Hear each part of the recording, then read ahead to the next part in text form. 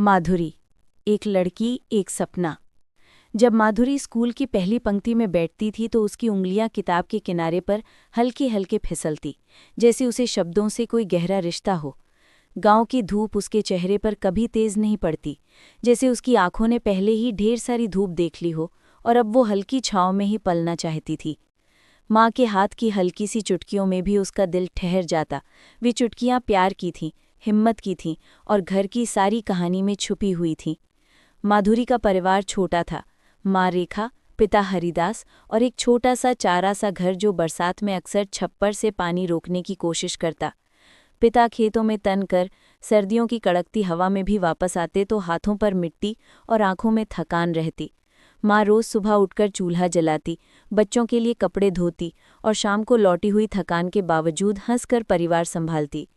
माधुरी ने बचपन से ही देखा था कि कितनी जल्दी लोग हिम्मत हार लेते हैं, पर माँ ने उसे सिखाया, टूटना नहीं, जोड़ना है। स्कूल के दिन कैसे निकले, धीमे पर ठोस। शिक्षक के काले बोर्ड पर लिखे अक्षर माधुरी को जैसे पुल दे रहे हों। एक तरफ गांव की सीमाएं, दूसरी तरफ कुछ अनजानी दुनिया। वो रातों को ट्यूशन में बैठती, अपने भीतर की आवाज़ से कहती, बस एक बार मौका दो, मैं बदल दूंगी अपने परिवार की तकदीर। उसकी आवाज़ कमज़ोर थी पर हौसला गहरा। पहली चोट, सपनों का टकराव। किसी भी बड़ी कहानी में पहली चोट ज़रूरी होती है, जो तुम्हें परखती है। माधुरी 17 की हुई, उम्र थी जब चेहरे पर किशोरियों की हल्की सी लकीरें आती हैं और सपने कुछ ज़्यादा तीखे दिखने लगते हैं। उसी वक्त गांव के कुछ लोगों ने माँ बाप को बता दिया कि माधुरी की शादी कर दी जाए। उम्र बढ़ रही है, वर आने दो। माँ का चेहरा सांवला हुआ, पिता के कदम रुके। घर की अर्थव्यवस्था बोझ सी लगने लगी। छोटी छोटी खुशियों के लिए पैसे घुटकने लगे। माधुरी ने मुंह से विरोध नहीं किया, पर रात भर वो रोती रही, कुनी को गाल पर रखकर चांद की ओर देखती रही। उसके सपनों ने अपनी चोट महसूस की, पर माँ ने उसे आहिस्ता से छुआ, कहा, बेटी, कुछ बातें ज़रूरी होती हैं, सबको मौका नहीं मिलता, पर अगर तू चाहती है तो पढ़ाई छोड़ने के बजाय थोड़ा समय मांगेगी तो हम देखेंगे। वो वादा उसका सांत्वना बना, पर समाज की आहटें तेज थीं, गांव के कुत्तों की तरह हर रात कुछ न कुछ भौंकता करता समाज। माधुरी ने तब ठान लिया कि मैं अपनी शादी को किस्मत की बात नहीं बनने दूंगी। अगर शादी आएगी तो मेरे नियमों पर।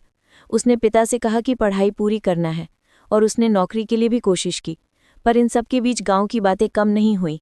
कुछ लोग कहते, लड़की अगर पढ़ेगी तो घर संभल जाएगा। कुछ कहते, अभी सब सही, अभी शादी कर दे। माधुरी को समझ आ गया कि संघर्ष अब व्यक्तिगत नहीं, ये संघर्ष एक पूरे समाज के साथ है। मिलन, एक दूसरा चेहरा। शहर से स्कूल के एक नवयुवक आरव गांव के स्कूल में पढ़ाने आया। पढ़ाने का काम अस्थायी था, पर उसकी नज़रें स्थायी सी थीं। आरव ने माधुरी की पढ़ने की लगन और आंखों में जिज्ञासा देखी। अचानक सिद्ध हुआ कि जिंदगी में कुछ लोग मिलते हैं जो तुम्हारे अंदर की आग को समझते हैं। आरव ने माधुरी को पढ़ने के लिए प्रेरित किया, उसके लिए किताबें लाईं, कभी कभी घर आकर उसकी माँ से चाय पी और पिता से खेत की बातें की। पिता को लगा कि ये युवक ठीक है, उसकी बातों में ईमानदारी थी। धीमे धीमे दोस्ती का नाम प्यार तक पहुंचा, पर यह प्यार हवा की तरह हल्का नहीं था, ये मिट्टी की तरह ठोस था। आरव ने कहा, मैं तुम्हारे साथ पढ़ूंगा, तुम्हें शहर लेकर जाऊंगा और हम दोनों मिलकर कुछ कर दिखाएंगे। पर प्यार के साथ डर जुड़ा था। शादी की हिम्मत माँ और पिता से मान्य करवाना आसान नहीं था। आरव ने फैसला किया कि पहले वो नौकरी पक्का करेगा, फिर रिश्ता मना कर लाएगा। दोनों ने अपने सपनों की एक छोटी सी नक्शी बनाई, जिसमें माधुरी की पढ़ाई, आरव की नौकरी और फिर शादी। पर नक्शे पर कई रास्ते कांटों से भरे थे। दर्द, टूटे वादे और अकेलापन। जीवन ने सबसे ज्यादा चोट तब दी जब गांव की उन खबरों ने फिर से आग लगा दी। किसी ने आरव के बारे में अफवाह फैला दी। कहा गया कि वो शहर के किसी और घर में शादी करने वाला है। ये खबर माधुरी तक पहुंची। उसका दिल जैसे बंदूक की गोली खाकर गिरा। नहीं, गिरना कम था, जैसे उसने खुद को खो दिया। आरव ने समझाया कि ये अफवाहें हैं, पर समाज की धार तेज थी। लोगों ने बोला और बात फैल गई। माधुरी के पिता ने दबाव महसूस किया। गांव की अवहेलना सहने का कोई मतलब नहीं। माँ रेखा की आंखों से आंसू बह निकले, पर वे हफ्तों तक भीतर ही भीतर जलती रहीं। एक दिन जब सच सामने आया कि आरव ने कोई दूसरी शादी नहीं की, पर अफसोस, तब तक कुछ लोग बिना दोष की कहानी बना चुके थे। माधुरी ने देखा कि कितनी बार झूठी बातें किसी की नियति बदल देती हैं। उसके भीतर गहरी पीड़ा सी उतर आई। वो खुद से दूर हो गई। उसने पढ़ाई छोड़ने का फैसला किया, पर माँ ने हिम्मत दिखाई और कहा, ना, पढ़ाई छोड़ना मंजूर नहीं। दर्द चाहे कितना भी बड़ा हो, क्या तू अपना सपना छोड़ देगी? माधुरी ने रो रो कर फिर से किताब उठाई। दर्द की आग ने उसे पिघलाया, पर पिघलने के बाद कुछ नया बनता है। मोम के बाद मूर्ति बनती है। उठाकर चलना, छोटी छोटी जीतें। उन दिनों माधुरी ने ठान लिया कि उसे छोटी छोटी विजय चाहिए। हर दिन एक पन्ना पढ़ना, हर हफ्ते एक नया कौशल सीखना, हर महीने घर के छोटे से खर्चों में मदद करना। उसने टाइपिंग सीखी, कंप्यूटर की बुनियाद रखी और कुछ ऑनलाइन पाठ्यक्रमों में दाखिला लिया। आरव दूर जाकर नौकरी करने लगा। दोनों में संवाद रहा, पर विश्वास के बीच अब भी दरारें थीं जिन्हें ठीक करना था। गांव के लोग जब देखते कि माधुरी अब बदल रही है, पढ़ाई कर रही है, हाथ में कुछ काम कर रही है, तो कुछ चुप हो गए, कुछ तालियां बजाने लगे। पिता धीरे धीरे गर्व से उसकी तरफ देखने लगे। उनकी आंखों में अब थकान के साथ सम्मान भी चमक उठा। माँ की मेहनत रंग लाई। रेखा ने भी गांव की औरतों के साथ सिलाई का काम शुरू किया, जिससे घर की आय में इजाफा हुआ। छोटे छोटे विजय का योग बड़ा होता है। और एक दिन माधुरी के पास नौकरी का प्रस्ताव आया, शहर में एक छोटी सी संस्था में पढ़ाई से जुड़े काम के लिए। निर्णायक मोड़, शादी, घर और चुनौतियां। आरव ने जब प्रस्ताव रखा कि वे दोनों अब शादी कर लें, तो माधुरी ने ठान लिया कि शादी उसके नियमों पर होगी, न कि किसी बोझ के हिसाब से। शादी का प्रोग्राम साधारण था, पर उनके इरादे बड़े थे। उस दिन गांव की गलियां भी कुछ नर्म सी लग रही थीं, शायद समझ चुकी थीं कि ये शादी किसी की हार नहीं, बल्कि दो लोगों की मेहनत की जीत है। पर शादी आई तो चुनौतियां खत्म नहीं हुई। नया घर, नए रिश्ते, सास ससुर के अलग तरीके और शहर की दौड़भाग, सब कुछ एक साथ आया। माधुरी ने काम संभाला, घर की जिम्मेदारियां निभाईं, और पिता की बीमारी ने अचानक घर में चिंता की लकीरें खींच दीं।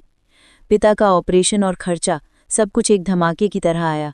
माधुरी रातों को सोते नहीं थी, और फिर भी सुबह निकलकर काम पर आ जाती थी। दर्द फिर से लौट आया, पर अब वो दर्द अलग था। ये उसने चुना हुआ दर्द था, अपनी जिम्मेदारी निभाने का, परिवार को संभालने का। कभी कभी माधुरी को ऐसा लगता कि वो अपने सपनों के बीच कहीं अटक गई है। नौकरी, शादी, परिवार, तीनों में सामंजस्य बिठाना कठिन था। पर हर बार जब वो थककर बेसुध होकर अपने कमरे में बैठती, वो वही किताब निकालती और पढ़ते पढ़ते अपने भीतर की आवाज़ सुनती। तूने वादा किया था कि तू टूटकर नहीं बिखरेगी। ये वादा उसकी नीचे की हड्डियों में गूंजता रहा, और वो उठ खड़ी हुई। परिवर्तन, मुंह बोलती मेहनत। समय ने सिखाया कि बड़ा बदलाव रोज़ के छोटे फैसलों से आता है। माधुरी ने एक स्थानीय एनजीओ से जुड़कर लड़कियों के लिए शिक्षा कार्यक्रम चलाया। उसने गांव में एक छोटी सी पुस्तकालय शुरू की, जहां बच्चे शाम को आते और माँ रेखा भी वहां बैठकर कहानियां सुनाती। गांव के घरों की खिड़कियां अब धीरे धीरे खुलने लगी, और उन खिड़कियों से निकलकर नई सोच आई। माधुरी की कहानी ने कई लड़कियों के भीतर उम्मीद जगाई, जो पहले घर की चार दीवारी तक ही सीमित थीं। वे अब नक्शे देखने लगी। आरव ने भी संभलकर कदम बढ़ाया।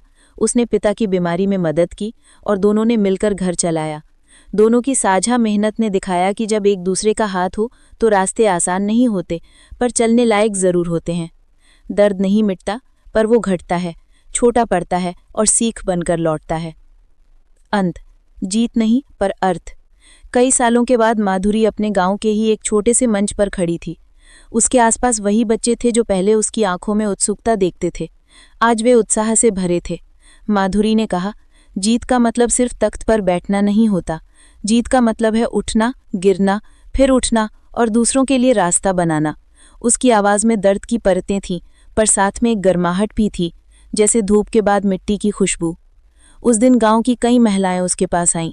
कुछ रोती, कुछ हंसती, और कुछ अपने बच्चों की आंखों में वही उम्मीद देखकर चुप रह जाती। माधुरी ने माँ का हाथ पकड़ा। रेखा की आंखों में आंसू और मुस्कान दोनों थिरक रहे थे। पिता का चेहरा शांत और संतुष्ट था। उसकी आंखों में अब केवल थकान नहीं, पर एक संतोष था, जैसे किसी ने उसका बकाया ऐंठ लिया हो। कहानी का अंत ना तो बिल्कुल सुखद था और ना बिल्कुल दुखी, पर यह सच्चा था। माधुरी ने पाया कि जिंदगी में हर मोड़ पर दर्द रहेगा, पर दर्द ही तुम्हें मजबूत करता है। उसने सीखा कि शादी आत्मसमर्पण नहीं, साझेदारी हो सकती है। उसने देखा कि सामाजिक धारणाएं बदलती हैं, एक एक समझदारी भरा कदम उन्हें बदल सकता है। और सबसे बड़ी बात, उसने जाना कि असल प्रेरणा बाहर नहीं, भीतर की आवाज़ में होती है। प्रेरणा, कुछ बातें जो माधुरी ने सिखाईं। 1. छोटी जीतें बड़ी बनती हैं। रोज़ एक कदम आगे बढ़ाओ, चाहे वो कितना भी छोटा हो। 2. दर्द को मिथक मत बनने दो। दर्द से भागो नहीं, उसे समझो, सीखो और आगे बढ़ो। 3. शादी साझेदारी है, बलिदान नहीं। अगर दोनों साथ मिलकर चलें तो बोझ आधा पड़ता है और खुशी दुगनी। 4. समाज बदलता है पर उसे बदलने के लिए तुम्हें कदम उठाने होंगे। एक लड़की की पढ़ाई, एक महिला की नौकरी, एक कहानी, सब बदलाव की चिंगारी हो सकती है। 5. अपने शब्दों पर खरा उतरना सबसे बड़ी जीत है। माधुरी ने वादा किया और उसने पूरा किया।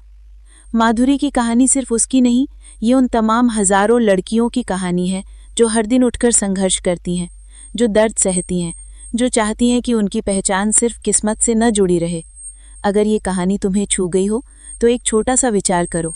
किसी एक लड़की को पढ़ाई के लिए प्रोत्साहित करो, किसी माँ का मनोबल बढ़ाओ, किसी बच्चे को किताब दे दो, क्योंकि माधुरी की तरह कई किरदार आसपास हैं